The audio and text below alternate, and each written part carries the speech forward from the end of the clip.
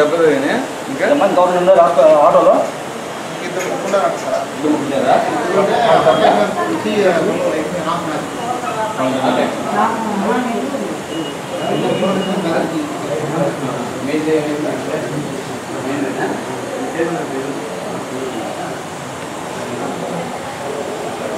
చూస్తారు డాక్టర్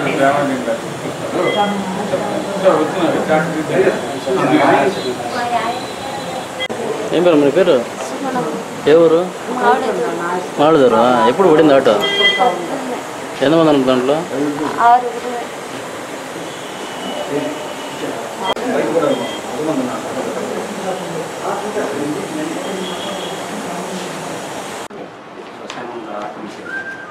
నేను చెప్పాను చెప్పారు సార్. బిడ్డ వేయలేదు, ఫినిషింగ్ వేయలేదు సార్. మీరు కంప్లైంట్ చేశారు. ఎన్ఫోర్స్మెంట్ తర్వాత మాట్లాడితే ఏం రాయాలో చెప్తాను. నేను సర్వే మాట్లాడిపోయాను సార్. రికార్డులంతా పెన్నాలు శ్మశానం ల్యాండ్ సార్. అడగలు 9 పెన్నాలు అన్ని ఇచ్చాను. ఇక్కడ ఈ మెంబర్ గారు చెప్తున్నాడు ఈఆర్ఓ ఈ రికార్డ్స్ అన్నీ ఇచ్చాము. ఎంఆర్ఓ గారికి సేకరణ ఇచ్చారు. సతాయిస్తున్నాడు.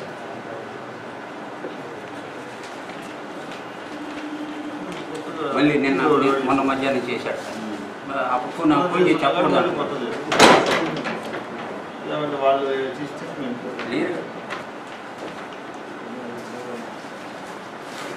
ఇప్పుడు శ్మశాన భూమి ఆక్రమణకు కానీ మీ బీఆర్ఓ దానికి హెల్ప్ చేస్తున్నారు ఇమ్మీడియట్గా కూడా అని చెప్పాను.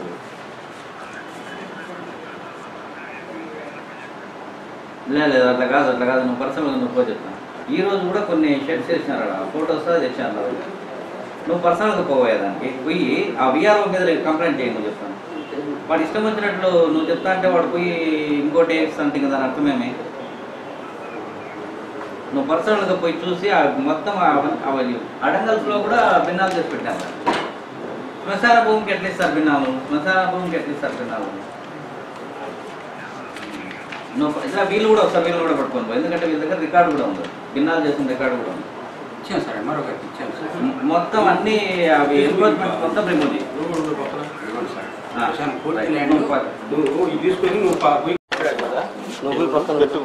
పెట్టుకుంటా భోగలు పెట్టుకుంటా భోగలు పెట్టుకుంటా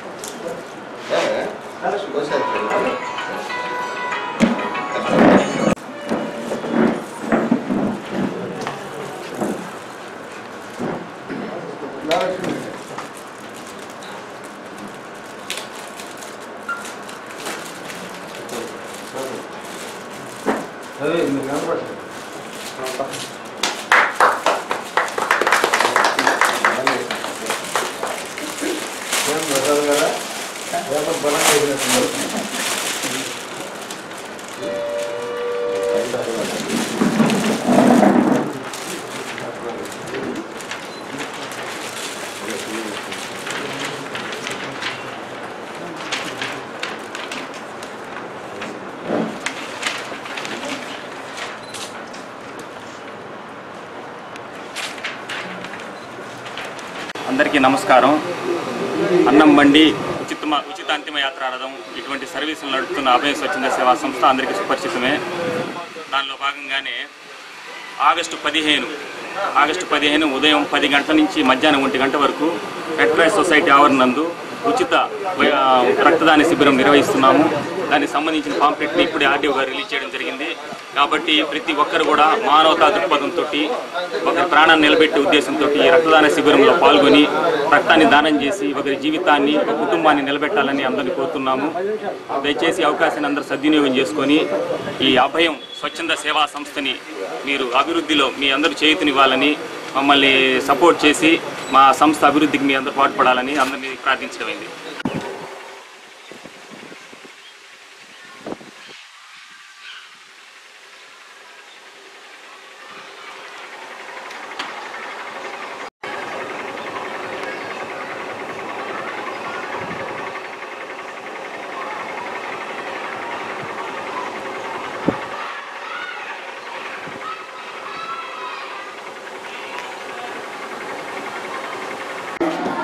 ఈరోజు పులి శ్రీరాములు హై స్కూల్లో గుడ్ మెన్స్ వారి ఆర్గనైజేషన్ వారి ఆధ్వర్యంలో ఈ రోజున 1వ తరగతి 2వ తరగతి పిల్లలకు పలకలు అలాగే అరటి పండ్లు ఈరోజు సార్ 50 సార్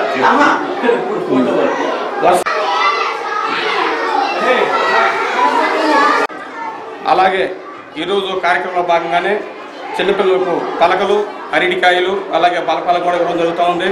అలాగే ఎన్నో సేవా కార్యక్రమాలు చేయాలని తలంపుతో ఈ రోజునే కార్యక్రమాలు మేము చేస్తున్నాం.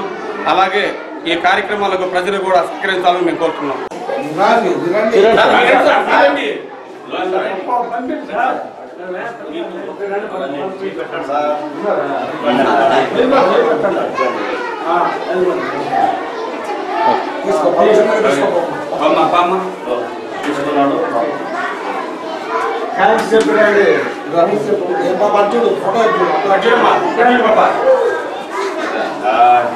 థ్యాంక్ యూ సార్ అని చెప్పండి.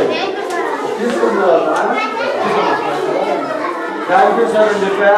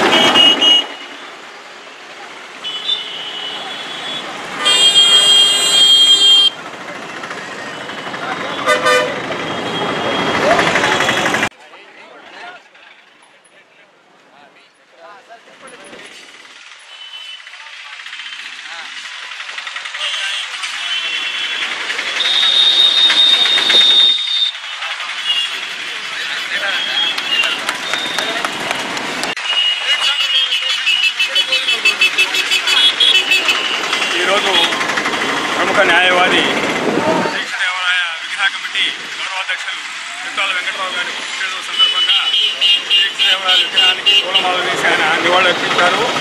మేము శ్రీ వివేకానంద 150 వసంతాల సందర్భంగా ఈ కార్యక్రమాన్ని చేపట్టాము. అప్పుడు సమాజపట్ల ప్రజలందరికీ ఒక విజ్ఞప్తి కూడా చేశాము.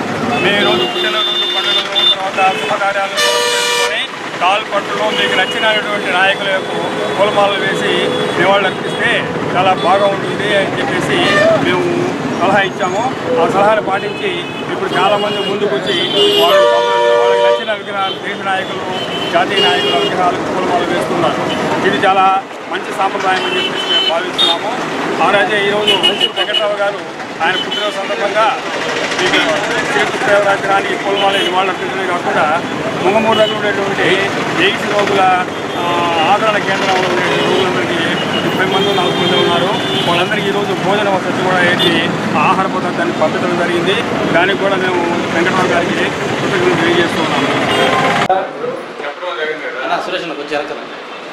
డాక్టర్ గారు చెప్తాను కొంచెం ఏరియాకి సంబంధించి 12 మంది వాళ్ళు ఎక్సెస్ కావాలని ఒక అట్లాగే మీ పిఎఫ్ కూడా నేను మాట్లాడతాను.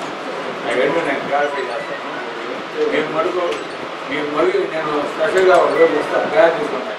ఈ రోజు అయితే బాగా నీటి పెట్టినాను, బ్రహ్మాండం పెట్టినాను. రోజు అట్లా అదే సార్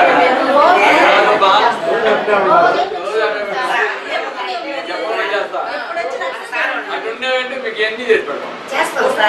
అసలు కావాలని నేను ఎందుకున్నాడు బాగా చూసుకోండి. నాకు అన్ని సమర్థం చేయాలి మా డబ్బులు మా బాధలు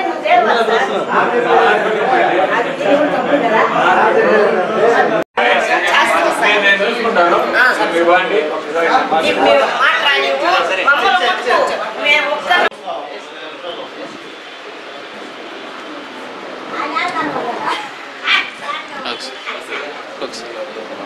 ఓకే సార్. సార్ నమస్తే సార్. దయించి మా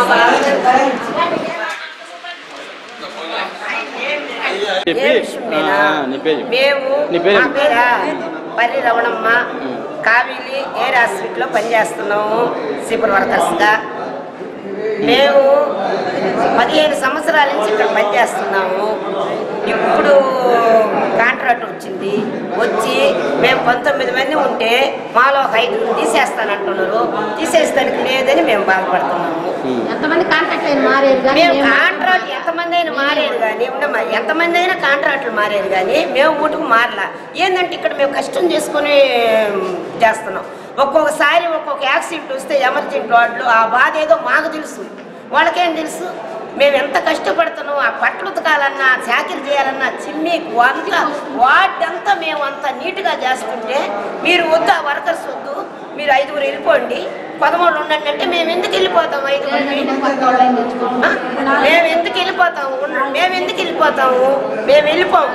అందుకనే మేము కావాలని మేము ఎమ్మెల్యేని ఎన్నుకున్నాం కాబట్టి, ఎవరు ఆయన రామిరెడ్డి ప్రతాప్ కుమార్ని ఎన్నుకున్నాం కాబట్టి, ఆయన మా బాధ్యత అంతా ఆయన ఉంది కాబట్టి ఆయన మాకు నిలవేరవాలి మా పనులన్నీ.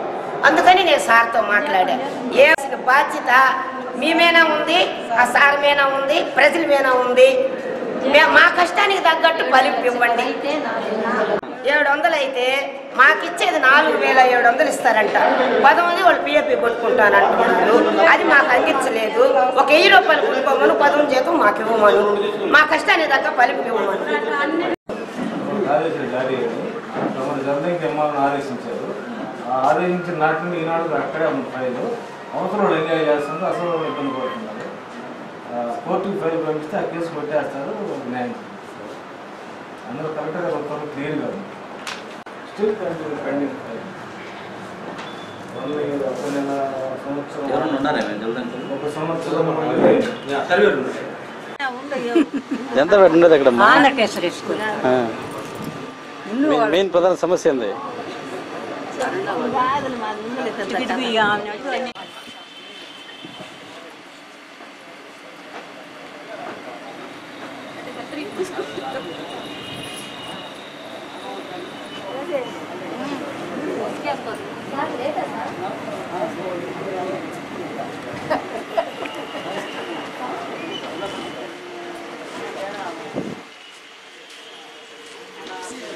జనతాపేట నార్తా? అవును, మీకు ట్యాంకర్లు పంపించలే అక్కడికి? ట్యాంకీలు పంపించినప్పుడు నీళ్ళు సరిగ్గా రాలేదు. ఎవరెవరో అక్కడ ఉండేవాళ్ళంతా కంప్లైంట్ వేసిన ఇచ్చేవాళ్ళ మీద నీళ్ళు వదిలి ఇస్తున్నారు మాకు. వాళ్ళు పట్టిస్తున్నారు. ట్యాంకీలు వాళ్ళనే ఆఫ్ చేసేస్తున్నారు.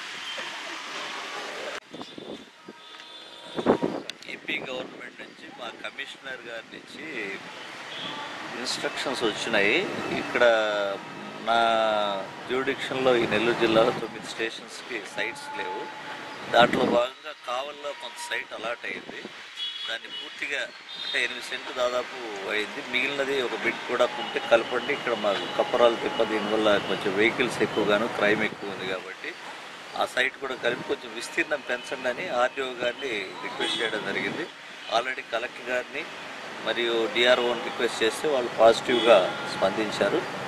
దానిలో భాగంగా ఇవాళ కలవడం జరిగింది. మిగతా తహసీల్దారులందరికీ కూడా కలెక్టర్ గారు ఉదయగిరి, వింజమూరు, ఆత్మకూరు, కావలి, ఉచ్చిరెడ్డిపాలెం, కిందకూరుపేట ఇవన్నీ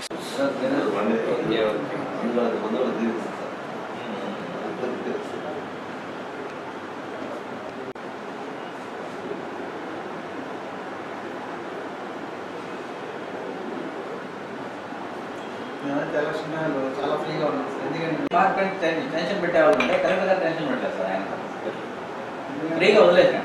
సో మనము మా వాళ్ళు మేమైతే బాగానే తిప్పాం. తిరుగుతూ తిరగచ్చు సార్.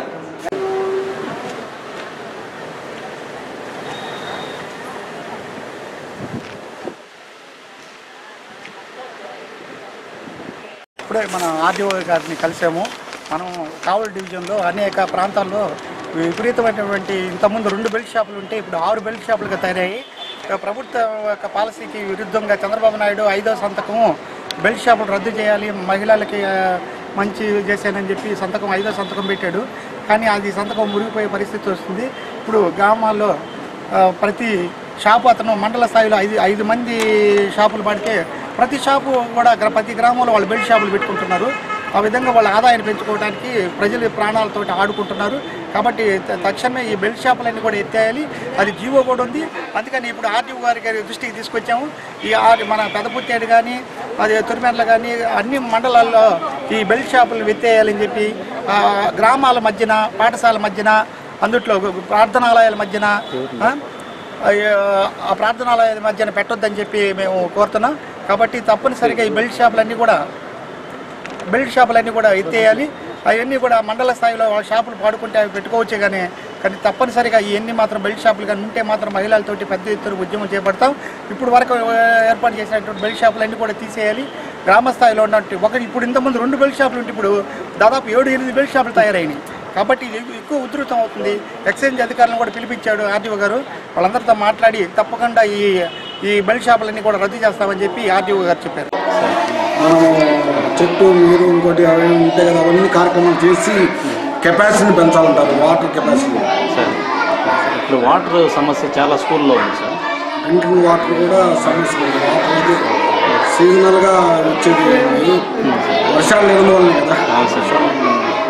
వీటికి ప్రత్యామ్నాయం ఏర్పాట్లు చేస్తారు. ప్రత్యామ్నాయం అంటే అది ఎక్కడ దొరికితే వాటర్ అక్కడి నుంచి తెప్పించుకోవడం తప్ప ప్రస్తుతానికి వీళ్ళు తయారు చేసింది కదా. ఏమైనా కెపాసిటీ పెరిగితే తప్ప వాటర్ కెపాసిటీ పెరిగితే తప్ప భూమిలో వస్తాయి. ఈ టౌన్లో ఉన్న మండల పరిషత్ స్కూల్లో కొన్నిట్లో మున్సిపాలిటీ నుంచి ఏమైనా వాటర్ తెప్పించి ట్యాంకర్ ద్వారా ఏమైనా పిల్లలకి సప్లై చేసి అన్ని చోట్ల అట్లా ఉంది సార్ ప్రాబ్లము. సరే మరీ ఇబ్బందికరంగా ఉన్న చోట్లకి తప్పనిసరిగా కనీసం స్థానిక ప్రభుత్వం సహాయంతో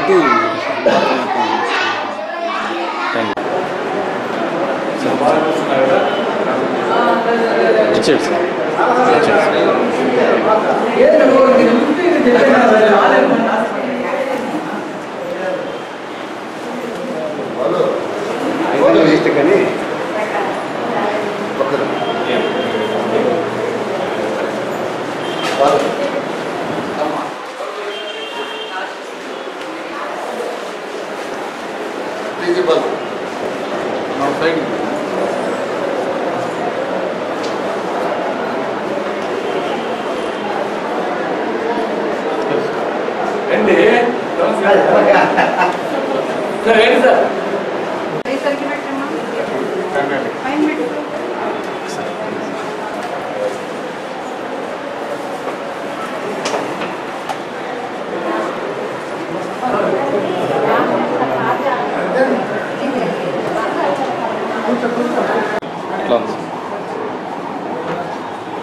ఈరోజు కావాలి పెద్ద హాస్పిటల్లో సూపరింటెండెంట్ కాదు, అదేవిధంగా కొంతమంది ముఖ్య డాక్టర్స్ తోటి రివ్యూ మీటింగ్ పెట్టడం జరిగింది.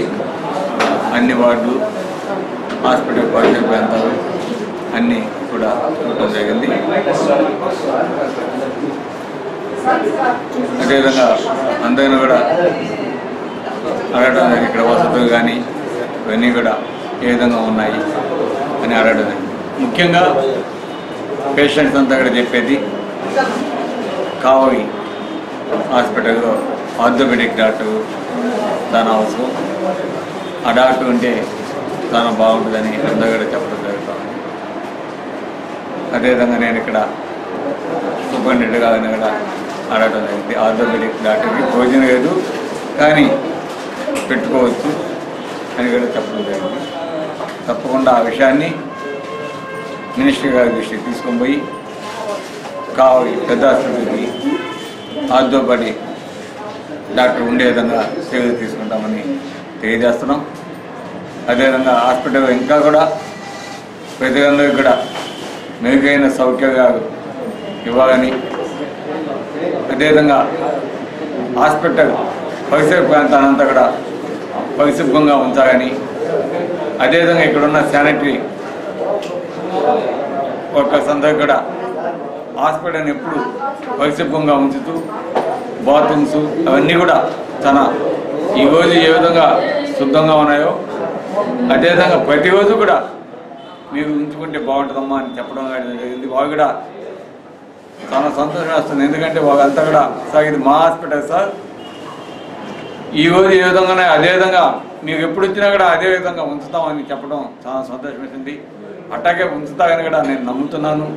చూస్తాము, మనం ఒకసారి సర్ప్రైజ్ విజిట్ కూడా చేస్తాము. అదేవిధంగా హాస్పిటల్లో చాలా ప్లేసుల్లో కొన్ని ఎలక్ట్రికల్ ప్రాబ్లమ్స్ ఉన్నాయి. వాటన్నిటినీ శానిటరీ ప్రాబ్లమ్స్ అయితే, ప్లంబింగ్ ప్రాబ్లమ్స్ అయినా, అవన్నీ లీకేజ్ ఇవన్నీ కూడా సరి చేయాల్సిన బాధ్యత ఉంది. ఇంకొక కంప్లైంట్ ఏమొచ్చిందంటే ఆఫీసు పరిసర ప్రాంతంలో ఆఫీసు లోపల హాస్పిటల్ లోపల అనాథరైజ్డ్ వెహికల్స్ ఎక్కువ పెడతా ఉన్నారని ఒక కంప్లైంట్ ఆల్రెడీ 2-3 రోజుల నుంచి కూడా నాకు చాలామంది చెప్తా ఉన్నారు. సెక్యూరిటీ గార్డ్స్ని కంపల్సరీగా ఎంట్రన్స్గా ఉంచి హాస్పిటల్ ఎవరైతే పేషెంట్స్ వస్తుంటారో వాళ్ళకి సంబంధించిన వెహికల్స్ మాత్రమే లోపలికి పంపేటట్టు, ఒకవేళ లేనేరుగా మిగతా వాటిని కానికుండా అడ్డుకట్ట వేయాలని కూడా నేను చెప్తా ఉన్నాను. ఒకవేళ అటువంటి వేయని వస్తే ఇమీడియట్గా పోలీస్ కంప్లైంట్ సూపరింటెండెంట్ గారికి చెప్పి ఇచ్చి వాటిని అవాయిడ్ చేయాల్సిన బాధ్యత మీ అందరికీ ఉంటుంది. తప్పకుండా అది కూడా చేయాలని కోరుతున్నాను. అదేవిధంగా ఇప్పుడు హాస్పిటల్ లోపల ఆ రోడ్స్ కానీ ఆ ఏరియా కొద్దిగా ఇంప్రూవ్ చేయాల్సిన పరిస్థితి ఉంది. దానికి ఏ విధంగా సూపరింటెండెంట్ గారితో కూడా బాగా చర్చిస్తాము. తగిన చర్యలు ఎవరితో మాట్లాడాలో అధికారులతో మాట్లాడి హాస్పిటల్ పరిసర ప్రాంతాన్ని మటుకు ఎట్టి పరిస్థితులు కూడా శుభ్రంగా ఉంచేదానికి, ఎందుకంటే హాస్పిటల్ అనేది ఆరోగ్యానికి సంబంధించింది కాబట్టి ఆరోగ్యం మనకు కావాలంటే మనం హాస్పిటల్ అట్లీస్ట్ మనం క్లీన్నెస్ మెయింటైన్ చేయాల్సిన అవసరం ఎంతైనా ఉంది. కాబట్టి తప్పకుండా ఈ పరిసర ప్రాంతాన్ని శుద్ధంగా ఉంచేదానికి ఎప్పుడు కూడా కృషి చేస్తూ హాస్పిటల్ని అభివృద్ధి పదంలో తీసుకొని పోయి పేద ప్రజలకు మంచి మెరుగైన వైద్యం అందించేదానికి తప్పకుండా కృషి చేస్తామని తెలియజేస్తున్నాం. తొందరగా డాక్టర్స్తో కూడా సమావేశం అవుతున్నాం. ఎందుకంటే ఈరోజు నేను వచ్చినప్పుడు మొత్తం 16 మంది స్టాఫ్ ఉంటే 10 మంది స్టాఫ్ డాక్టర్స్ మాత్రమే వచ్చినారు. ఆ సంఖ్య ఎందుకు తగ్గిందో అవన్నీ కూడా డీటెయిల్స్ అడుగున్నాము. ఎందుకు కావడం లేదు కూడా అడుగున్నాము. ఒకవేళ లాంగ్ వ్యూ ఉంటే వాటిని ఏ విధంగా భర్తీ చేయాలా, ఏ విధమైన చర్యలు తీసుకోవాలనేది ఆలోచిస్తామని కూడా తెలియజేస్తూ ఈ రోజు వరకు సంతోషంగా ఉంది. తప్పకుండా ఇదే విధంగా మెయింటైన్ చేస్తూ ఇంకా దీన్ని అభివృద్ధి చేసి సూపరింటెండెంట్ గారు మంచి చర్యలు తీసుకొని హాస్పిటల్ని పేద ప్రజలకి అందుబాటులో ఉండేగా అందరి డాక్టర్లు సేవలు అందించేగా చేయాలని కోరుతాను. చేయడం లేదని చాలా అంటే ఎక్కువ సమస్య ఏంటంటే హాస్పిటల్ అది ఒక 2-3 నెలలకు ఒక కేసు సమస్యతోనే ఉంది. సమస్య కాదు, గైనకాలజీ డాక్టర్స్ కూడా ఈ గర్భిణీకి సర్వీస్ చేస్తాను. కాకపోతే కొంత ఇబ్బందికరమైన పరిస్థితులు ఉన్నాయని కొంతమంది చెప్తా ఉన్నారు. అవి నేను తొందరగా సూపరింటెండెంట్ గారితో కూడా చర్చించి సరైన చర్యలు తీసుకుంటామని తెలియజేస్తాం. ఈరోజు హాస్పిటల్ ఉండే కొంది అభివృద్ధి అవుతుంది. ఏరియా కూడా కన్స్ట్రక్షన్ ఏరియా కూడా పెరుగుతూ ఉంది. ఇంతకుముందు 19 మంది స్టాఫ్ ఉంటే ఈ శానిటరీ వర్కర్స్, దాన్ని ఈరోజు 12 మందికి కుదిస్తామని చెప్తా ఉన్నారు. అది ఎట్టి పరిస్థితుల్లో ఇక్కడ ఉన్న ఈ పేషెంట్స్కి ఇబ్బందికరంగా తయారవుతుంది. క్లీన్నెస్ అనేది చాలా ముఖ్యం కాబట్టి వారిని ఎట్టి పరిస్థితుల్లో కూడా తీసేసేదానికి అనుమతి లేకుండా వారిని కంటిన్యూ చేసేదానికి తగిన చర్యలు తీసుకుంటామని కూడా తెలియజేస్తున్నాం. కాబట్టి తప్పకుండా ఇంకొకటి వారు ఈరోజు కంప్లైంట్ వాళ్ళ పెన్షన్స్ పిఎఫ్ వచ్చి వాళ్ళు కూడా 1000 రూపాయలు కట్ చేస్తానండి ప్రతి నెల. దానికి తగ్గట్టు వాళ్ళు కూడా ఆ సైడు ఎవరైతే కాంట్రాక్ట్ ఉంటారో వాళ్ళు కూడా పిఎఫ్కి దానికి అంత అమౌంట్ యాడ్ చేసి వేయాల్సిన బాధ్యత ఉంది. కానీ అది రావటం లేదు మాకు అని కంప్లైంట్ ఇస్తున్నారు. దాన్ని కూడా పిఎఫ్ డిపార్ట్మెంట్ తోటి మాట్లాడి ఏం జరుగుతుందో కనుక్కొని వారికి తప్పకుండా సరైన న్యాయం చేస్తామని తెలియజేస్తాం.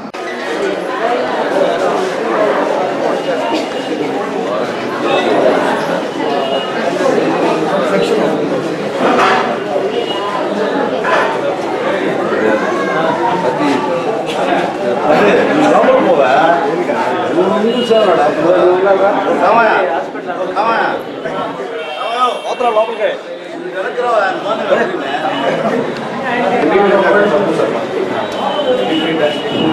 ఎమ్మెల్యే గారు వచ్చారులే చూస్తున్నాడు.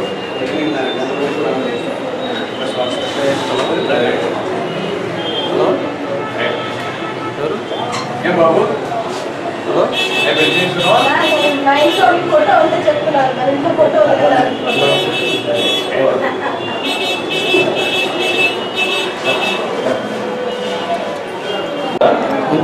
టాబ్లెట్స్ మీకు అన్ని ఇస్తున్నా కదా అన్ని బాగా ప్రాబ్లం లేదు కదా.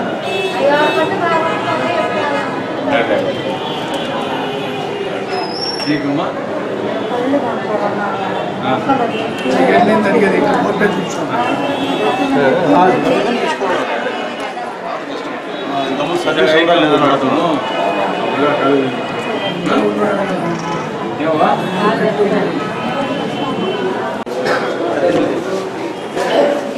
టాబ్లెట్స్ అన్నీ ఉన్నాయి లేదా?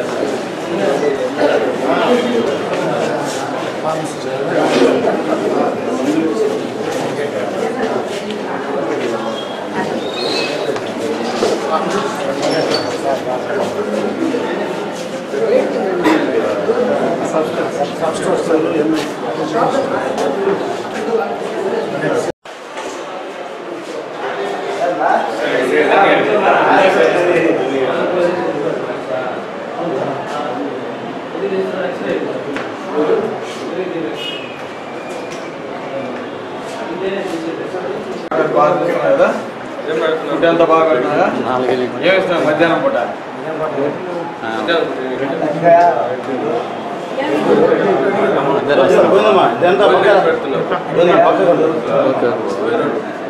ఇస్తున్నారా? సరే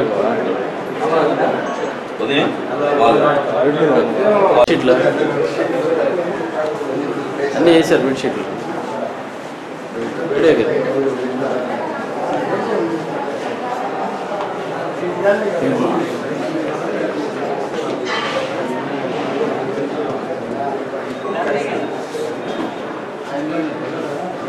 రండి వెనక్కి రండి.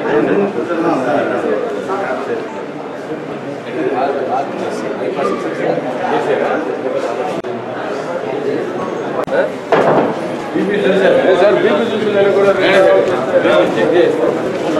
సార్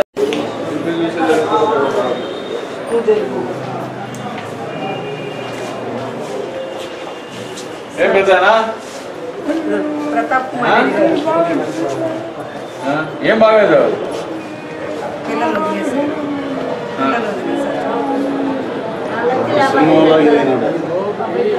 డాక్టర్ బాగా చూస్తున్నారా? చెప్తా నేను చెప్తా.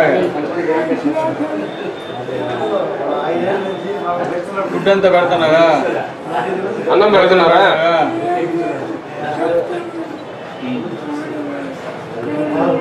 కారం కదా.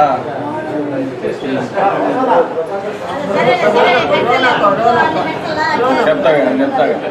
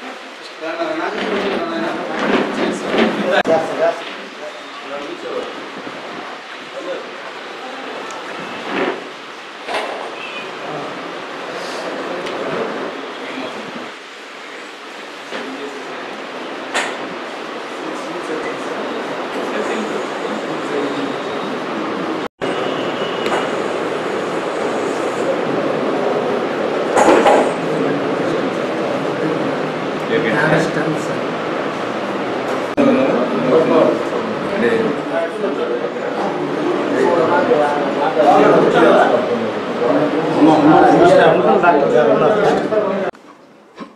సార్ మొదలై చెప్తాను సార్.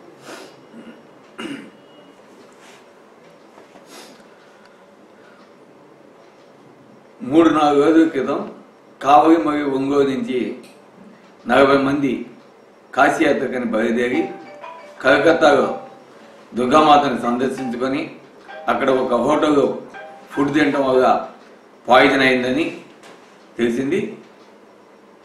వాళ్ళందరినీ కూడా అక్కడ ఉన్న లోకల్ హాస్పిటల్లో జాయిన్ చేయడం జరిగింది. ఈ విషయం నిన్న మధ్యాహ్నం నాకు మీడియా ద్వారా తెలిసింది. ఇమీడియట్గా వాళ్ళని సంప్రదించడం జరిగింది. సంప్రదిస్తే మన కావలి నుంచి ఒకే ఒక సుబ్బమ్మ అనే వ్యక్తి మాత్రం మన కావలి, మిగతా వాళ్ళంతా కూడా ఒంగోలు అని తెలిసింది. తర్వాత వాళ్ళ క్షమాలు అన్నీ అడిగితే అందరూ బాగున్నారు. ఒక 12 మందికి కొంచెం ఇబ్బందికరంగా ఉంది. ఒక మనిషి ఎమర్జెన్సీలో ఉన్నాడు అని కూడా చెప్పడం జరిగింది. ఆ తర్వాత వాళ్ళకి చెప్పడం జరిగింది, మీకు ఏదైనా అవసరం ఉంటే తప్పకుండా ఈ నెంబర్ పెట్టుకోండి, నాకు ఫోన్ చేయండి అని చెప్పడం జరిగింది. వాళ్ళు చెప్పారు. ఇంతవరకే గవర్నమెంట్ కూడా స్పందించింది, మాకు అన్ని సదుపాయాలు ఇస్తూ ఉంది, అవసరమైతే ఫోన్ చేస్తామని కూడా చెప్పడం జరిగింది. ఆ తర్వాత మరి ఇక్కడ జాయింట్ కలెక్టర్ గారిని సంప్రదించడం జరిగింది, రేఖ గారిని. తర్వాత వాళ్ళు కూడా ఇమ్మీడియట్గా బాగా స్పందించి మన నెల్లూరు జిల్లా జాయింట్ కలెక్టర్ ఇక్కడ ఆర్ఏ గారిని, వెంకటరామరెడ్డి గారిని, అదేవిధంగా సురేష్ గారిని ఇద్దరిని కూడా కలకత్తా పంపడం, వాళ్ళందరినీ తీసుకొచ్చేదానికి వసతులు కల్పించడం చాలా సంతోషంగా ఉంది. ఇమీడియట్గా స్పందించినందువల్ల ఈ విధంగా ప్రజలు ఏదైనా ఇబ్బందులు పడితే తప్పకుండా మనం ఆదుకోవాల్సిన అవసరం ఎంతైనా ఉంది. కాబట్టి వాళ్ళందరూ కూడా ఈరోజు ఇక్కడ తీసుకొస్తా ఉన్నారని తెలిసింది. చాలా సంతోషం. వాళ్ళందరూ కూడా క్షేమంగా ఇంటికి కావాలని, వారి పిల్ల పాపతోటి మళ్ళీ కలుసుకొని ఉండాలని మేము అంతా కూడా కోరుకుంటా ఉన్నాం. క్షేమ భాగ్యాలు ఎట్లా తెలుసుకున్నాం సార్? మీడియా ద్వారా వాళ్ళ ఫోన్ నెంబర్స్ తీసుకున్నాము. ఫోన్ నెంబర్స్ తీసుకొని వాళ్ళకి ఫోన్ చేసాము. ఫోన్ చేస్తే వాళ్ళు చెప్పారనమాట, ఈ విధంగా కావలి నుంచి ఒక సుబ్బమ్మ అనే వ్యక్తి, తర్వాత మిగతా వాళ్ళంతా కూడా ఒంగోలు సమయము మాకు ఈ విధంగా ఇట్లా ఫుడ్ తినటం వల్ల పాయిజన్ అయింది. కాకపోతే అందరం బాగానే ఉన్నాం. 12 మందికి కొద్దిగా ఎఫెక్ట్ ఎక్కువగా ఉన్నందువల్ల హాస్పిటల్ జాయిన్ చేయడం జరిగింది. ఒక మనిషి మటుకు ఐసీయూలో ఉన్నాడని చెప్పారు. ఆ తర్వాత నేను కూడా అడిగాను అనమాట, మీకు ఏదైనా అవసరం ఉంటే చెప్పండి, ఇమీడియట్గా నేను రావడానికి పోవడానికి కానీ అక్కడ ఖర్చులకు కానీ ఏమైనా కావాలంటే సార్ ఆల్రెడీ గవర్నమెంట్ వాళ్ళని కొంతమందిని పంపించాను సార్, అవసరమైతే నేను ఫోన్ చేస్తానని చెప్పడం జరిగింది. కాకపోతే వాళ్ళకి లాంగ్వేజ్ ప్రాబ్లం ఉంది అని చెప్పడం వల్ల అక్కడ కొన్ని తెలుగు స్వచ్ఛంద సంస్థలు కూడా ఇన్వాల్వ్ అయినాయి కాబట్టి వాళ్ళకి ఇబ్బంది కూడా లేకుండా అయిందని వాళ్ళు చెప్పారు. అది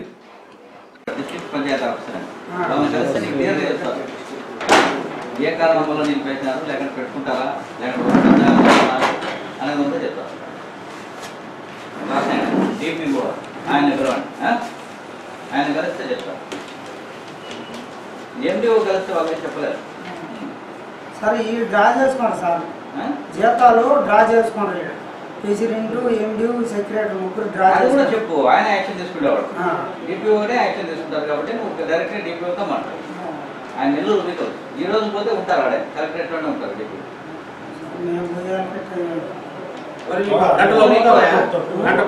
వెళ్ళిపోవచ్చు, ఈరోజు ఖచ్చితంగా దొరుకుతారు నీకు. 5 నెలల నుంచి జీతాలు ఇచ్చేసాను. దేంట్లో చేస్తావు నువ్వు? నేను పంచాయతీ చేపని 15 సంవత్సరాల నుంచి చేస్తుంటే నువ్వు దిక్కుని చోట తెలుపుకోమంటావు, పని మీద కూడా రాని. నీ పేరేం పేరు? నా పేరు బుట్టి వెంకటేశ్వర. ఎవరు? బ్రాహ్మణ పంచాయతీ చేపరా నువ్వు? పనికి వద్దని చెప్తుంది వాళ్ళు, ఎండి కానీ సెక్రటరీ, ఈ ప్రెసిడెంట్. నీకు జీతాలు ఇవ్వట్లా? 5 నెలల నుంచి 10,000 ఇవ్వలేదు సార్.